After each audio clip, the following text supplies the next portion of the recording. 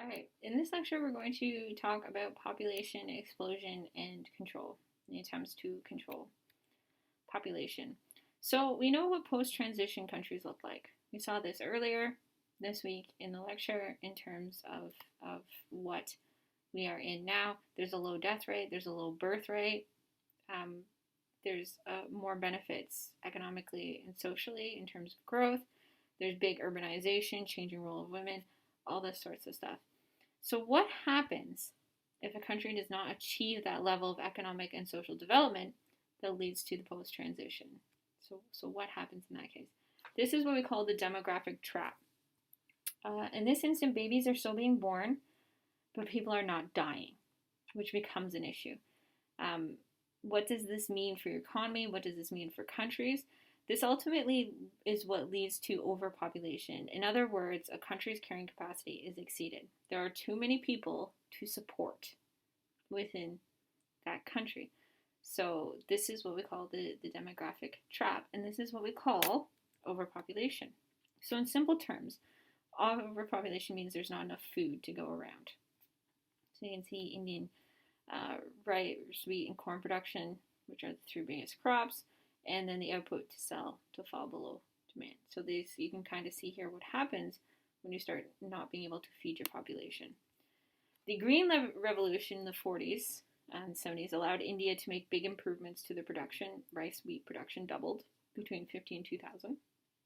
Population has continued to grow though, and there's far less farmland now per person than there ever was before, and they haven't improved on technologies or methods for farming since then. So this becomes a problem because there's just not enough food to go around. There are more people being born, and because there are more people being born, we have more people needing to be educated. And this becomes a problem because there's just not the resources to support this. So you can see literacy rate above 90%, below 75%. And you can start to see how bad the literacy rates are in countries, which isn't good. You don't want that. So more people does not always mean fewer jobs, but it does depend on a few things. So how fast your population is growing, how fast the economy is growing, and what type of economy your country has. India's problem is the division of labor is in the economy. Not enough jobs in farming because so many people are moving to the cities. But the jobs in the cities require more education than people from rural areas have. So basically, if you're living out in the farm, there's not enough jobs for you there to be a farmer, so you move to the city. Unfortunately, you don't have the education to get a job in the city because there's no education out in the rural areas. So you can see here through this kind of what we call the feedback loop. Large, poorly educated population. There's a big demand for skilled workers here. Skilled workers need for software industries and other advanced economic centers. Education system unable to produce enough of these skilled workers. Growth of software industry hindered. Economic growth is less than it could be. Shortage of wealth. Fund the economic system. And then that's what leads then to the poor, largely undereducated population. So it's a vicious cycle. It just goes around and around and around because you can't get the education that they need. So then we turn to self-solved population control. India and China make up almost 40% of the world's population, which is a huge, huge percentage. Both, but especially India, are growing far too quickly. And both governments have tried at different times to control the population unsuccessfully. So India's attempt at population control did not focus on sustainable methods. They had more boys being born than girls. Why? Is there a difference between today's births and ones from decades ago? You don't know, right? It's in terms of there's research saying one reason, research saying another reason, but we don't really know why. But that was the problem. So what they did is the government encouraged contraception and sterilization. But they needed to educate the people to understand why they were doing this. Sterilization targets were issued. So many sterilizations needed to be performed. Now, if you don't know what a sterilization is a permanent, it's a surgery which permanently prevents you from having children. It cannot be undone in women. I believe you've heard it, probably in men it's called a vasectomy, but men can actually be reversed, but women cannot. So This was, if a woman is sterilized, it is a big deal. They will never have children. So sterilization targets were actually issued. You had so many people who needed to be sterilized. The was strongly encouraged, and vasectomies were rewarded. So if you got one, it was rewarded. Family planning was compulsory. Officials that did not meet vasectomy targets were punished. Occasionally, they ended up forced sterilizing people just to hit their targets. 8 million people were sterilized. Obviously, the backlash occurs.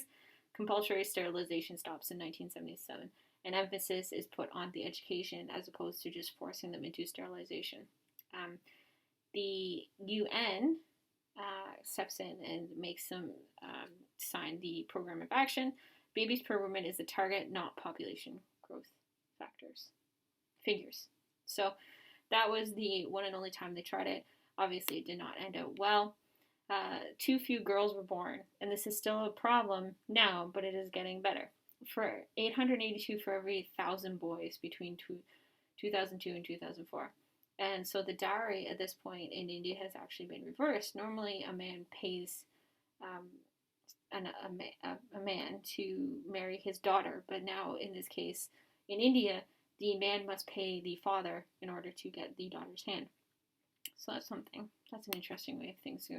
China went a different route. The Great Leap Forward. We have the farms were reorganized but not well planned. There's a lot of death by starvation, skyrocketed, and the birth rate dropped. Why? Population declined. In 1962, food reforms banned and supply started to grow again, and rates returned to pre-war levels. However, 79 saw the introduction of what we call the one-child policy, which you've probably heard of, maybe not.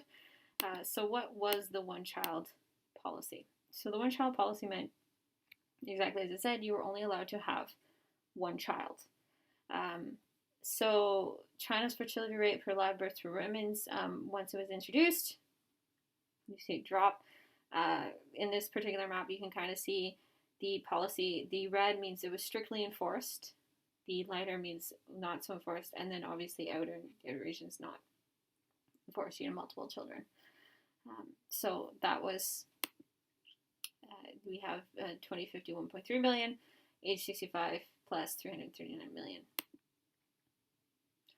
Likelihood of having another child following the relaxation of one-child policy. You see results very likely, very unlikely. So it all depends on where you live. So the one-child policy ended up marrying later, fewer children. Your work must approve your pregnancy if you're going to have a baby. Fines an abortion if a woman got pregnant without permission. Elderly women in community kept an eye on the younger women, reported pregnancies to authorities if they were unplanned. Sterilization encouraged after only one child. So once you had your one child, you're encouraged to get sterilized at that point. Family planning, community matter, not private at all. Couples who ignored the rules were often shunned in their communities.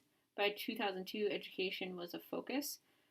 Sex-selective abortions was big and made illegal because you wanted to have, if you only wanted one child, you wanted a male child. So you actually have a sharp decrease in girls being born, which was a big issue. Richer families who wanted more than one child they just paid the fines. And then a new policy in 2013, parents were allowed 2 children if one of them is an only child. So the impacts of this is not as bad as India's ratio, but there are still 118 boys for every 100 girls. So it's not as disparaging as India, but still pretty bad. Will lead to a massive shortage of aged women by 2020. So this year is probably going to be the worst year. Female babies now valued since there's a shortage, supply and demand, and the rate of growth has slowed to 0.6, whereas Canada's is 0.9. So we do have that. So there are some far-reaching impacts of the policy as well. So that is population controls, or attempt at controls. And this kind of leads then into your next assignment, which we'll be making a propaganda poster for population control. Okay, that's it for this lecture, and we'll see you guys in the next.